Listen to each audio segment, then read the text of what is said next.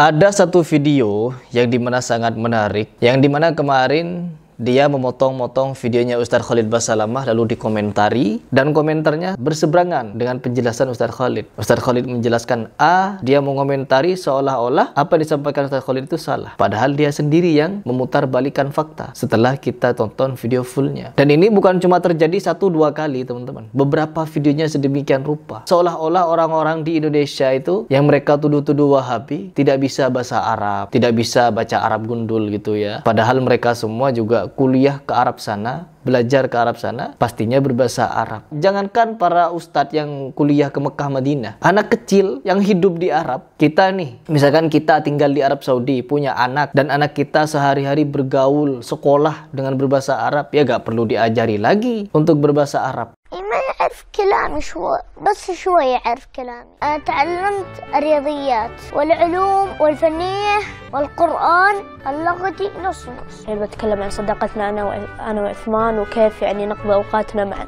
Jadi kalau di Indonesia itu kan berbahasa Indonesia sehari-hari, berbahasa Jawa, bahasa Madura. Jadi ketika mereka belajar bahasa Arab dan menguasai, mungkin cukup menguasai bahasa Arab, ya mereka kuar-kuar. Karena mereka bisa bahasa Arab, kita masih bahasa Madura gitu ya. Mereka kuar-kuar. Beda halnya dengan orang TKI. 3 tahun merantau ke Arab Saudi, kerja di Arab Saudi, pulang-pulang fasih bahasa Arab, bisa baca Arab gundul, mereka tidak jadi ulama. Tapi kalau santri-santri jadi wali semua. Karena sudah mengaku bisa baca Arab gundul gitu ya. Celanamu, jenggotmu, hijabmu yang syar'i itu tidak pernah menjadi alat legitimasi bagi kita untuk memvonis secara sembarangan. Apa ini? Hidup bagaimana nih?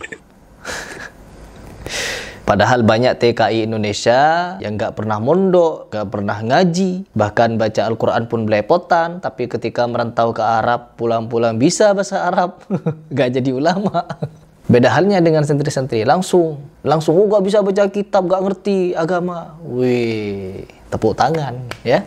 Sekarang coba kita simak dan dengarkan seperti apa penjelasan dari seorang Gus ini yang katanya ingin memberikan fakta tentang karomah. Waduh, nanti kita lihat ya, kira-kira dia akan publik di hari Jumat katanya. Tapi mumpung hari ini hari Jumat, coba kita bahas dan kita tunggu. Nanti setelah ini kita juga bahas video dia yang berikutnya. Kira-kira pembelaannya apa? Apakah dia akan membawakan hadis-hadis tentang Nabi yang menurunkan makanan dari langit? Karena ada cerita dari Habib yang mau dia bela, menurunkan rantai emas dari langit, menurunkan susu dari langit, memadamkan api neraka, keluar masuk surga dan lain sebagainya. Itu yang mau dibela katanya, keramat. Jangan sampai nanti di akhirat kita malu katanya, karena sudah mentertawakan keramat para Habib. Coba kita simak. Tentu Anda pernah mendengar cerita seorang wali yang bisa mi'raj sekian kali di dalam satu malam, memadamkan api neraka, bahkan bisa terbang. Potongan-potongan kisah ini begitu viral di jagat media sosial sehingga menjadi perbincangan orang awam. Mulai dari yang menertawakan hingga mencaci dan merendahkan. Namun tahukah Anda begitu besar resiko yang akan kita hadapi jika ternyata seluruh tertawaan, cacian dan bulian yang kita lakukan ternyata tanpa diawali penelitian yang seimbang. Tenang saja, ini bukan sebuah program yang akan membela perilaku saudara kita yang berlebih-lebihan mengobrol kisah-kisah karomah sebagai hiburan.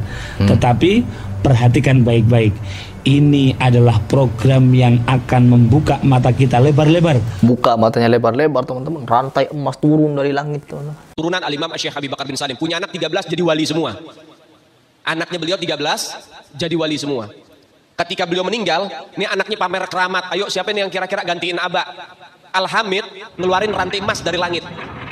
Keramatnya Al-Hamid tuh, ngeluarin rantai emas dari langit sampai ke bumi. Ngeluarin rantai emas dari langit sampai ke bumi. Lagi ngobrol sama kakaknya Al-Muhdhar nih, Syekh Umar Muhdhar. Ayo wahai Syekh Umar Muhdhar, dilihat keramatannya, nurunin rantai emas dari langit.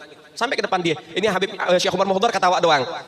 Dia bilang sama adiknya, Al-Hamid, coba lihat tuh paling atas siapa? Gak tahu ada Syekh Umar Muhdhar megangin rantai dari atas. Lebih hebat saya, katanya. Tuh anak-anaknya bagaimana abaknya? Nanti dia akan berkiblat kepada dalil makanan turun dari langit. Sudah ketebak. Terus juga Nabi Musa membelah lautan gitu ya. Nabi Isa bangkitkan orang mati. Nabi Muhammad belah bulan. Syekh Abdul Qadir Al-Jailani membangkitkan ratusan mayat orang Yahudi yang sudah ratusan tahun mati. Apakah tidak jadi tulang belulang bangkitnya itu? Sampai-sampai orang masih tahu siapa kakeknya, siapa cucunya. Diceritanya, ya Allah. Buka mata lebar-lebar, rantai emas turun dari langit, nanti dianalogikan dengan makanan turun dari langit. Lanjut dulu. Karena semakin luas ilmu, maka akan semakin Ya luas, tahu tentang mukjizat, begitu maksudnya ya. bijak kita dalam bersikap.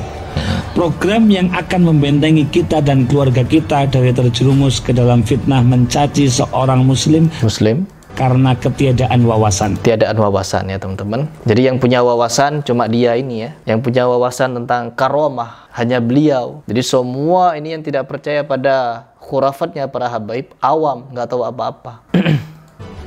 Lalu apa sebenarnya karomah itu? Apa karomah? Bagaimana kita menyikapi? Ya karomah itu pertolongan dari Allah Subhanahu Wa Taala yang tidak pernah kita rencanakan. Terbang. Hei anak-anakku, coba terbang satu-satu. Terbang anak-anaknya teman-teman. Satu-satu terbang. Itu namanya karomah. Karomah itu pertolongan Allah tanpa kita rencanakan. Nanti pasti juga mau dianalogikan dengan Khalid bin Walid yang meminum racun. Karomah. Saya sudah tahu mau dibawa kemana alurnya ini. Pembahasan dari orang ini ya. Pasti dia ke sana. Pasti akan menganalogikan dengan karomah-karomah sahabat, Umar yang mendengarkan perang di kejauhan dan lain sebagainya. Pasti kurang lebih seperti itu. Tapi kalau para habaib yang katanya adu api, adu api teman, ada yang adu api, ada yang adu api, ada yang mecah diri jadi 1000, 1000 katanya, jadi 3. Wali kutub mecah diri jadi 3. Apalagi banyak ya, terbang satu-satu, Superman.